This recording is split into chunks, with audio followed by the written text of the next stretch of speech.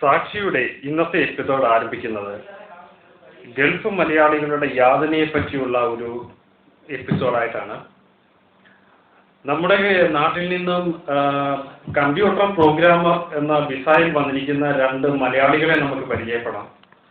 അവരുടെ അവസ്ഥ വളരെ ദയനീയമാണ്. നമുക്ക് അവരെ നേരിട്ട് പരിചയപ്പെടാം. നമ്മൾ അവരുടെ താമസ സ്ഥലത്തേക്ക് പോവുകയാണ്. അതുപോലെ തന്നെ അവർ പല ഫ്ലാറ്റുകളിലും വീട്ടുവേല ചെയ്താണ് അവർ ഉപജീവനം നടക്കുന്നത്.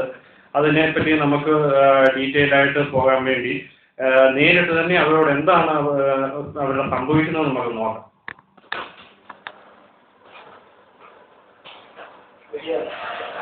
ഇതാണ് 2 മലയാളികളെ പറ്റി പറഞ്ഞത്.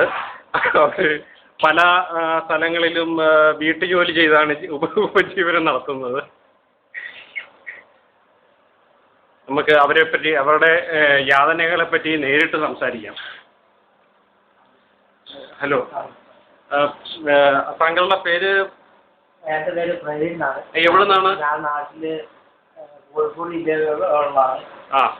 ഇവിടെ എങ്ങനെയാണ് നിങ്ങൾ ജീവിക്കുന്നത്? ഞാൻ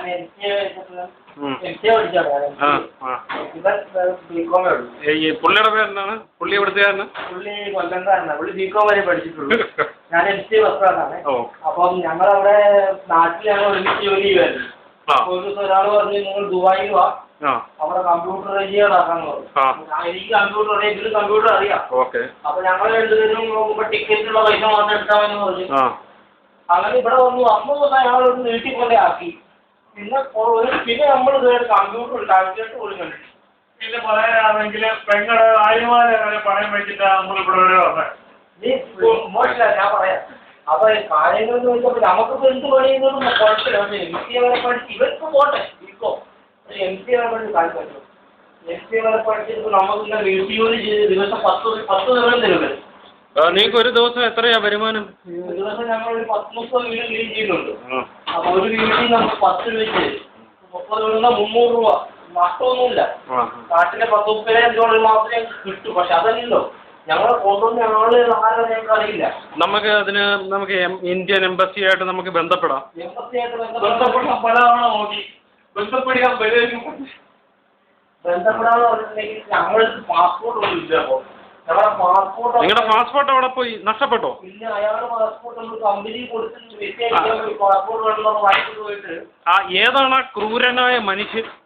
അയാളുടെ പേര് ഞങ്ങളോട് പറഞ്ഞിരുന്നത് ഗഫൂർഖാനാണ്. ഇവിടെ എല്ലാവരും ഗഫൂർഖാ ദോസ്തെന്നാണ്. പുള്ളിയോട് പറഞ്ഞു. പുള്ളിയോട് ചോദിച്ചാൽ ആരെങ്കിലും ചോദിച്ചാൽ ഗഫൂർഖാ ദോസ്തെന്ന് പറഞ്ഞാൽ തിരിച്ചല്ല, തന്നെയാണ്. ഗഫൂർഖാ ദോസ്തെന്ന് പറഞ്ഞ മതിന്നാണ് പുള്ളി നാട്ടിൽ പറയുക. പുള്ളി പണ്ട് ആളുകളെ കപ്പലിലായിരുന്നു കയറ്റി വിട്ടുകൊണ്ടിരുന്നത്. ഇപ്പൊ നിങ്ങൾ ഉരുവിലല്ലേ വന്നത്? ഞങ്ങൾ ഉരുവിലല്ല, ഞങ്ങളൊരു കാർഗോ വിമാനത്തിലാണ് കയറ്റി വിട്ടത്. ഉരുവ് ഇല്ലാത്ത കാലിഫോർണിയക്ക് ചിറപ്പുള്ള ഒരു കാർഗോ വിമാനമായിരുന്നു. അപ്പൊ ദുബായിൽ അവിടെ മണലിൽ വന്ന് താത്തി തന്നു. ഞങ്ങൾ രണ്ടും ചാടിക്കോളാൻ പറഞ്ഞു. അപ്പൊ ഞങ്ങൾ ഇങ്ങനെയായിരിക്കും എല്ലാവരും കരുതി നോക്കും. ഇവിടെ വന്നിട്ടുണ്ടെങ്കിൽ ആളെ കാണും, ഒരു അറബിയെ കാണും, അറബിയോട് അസ്സലാമു അലൈക്കും എന്ന് പറഞ്ഞാൽ പറഞ്ഞു.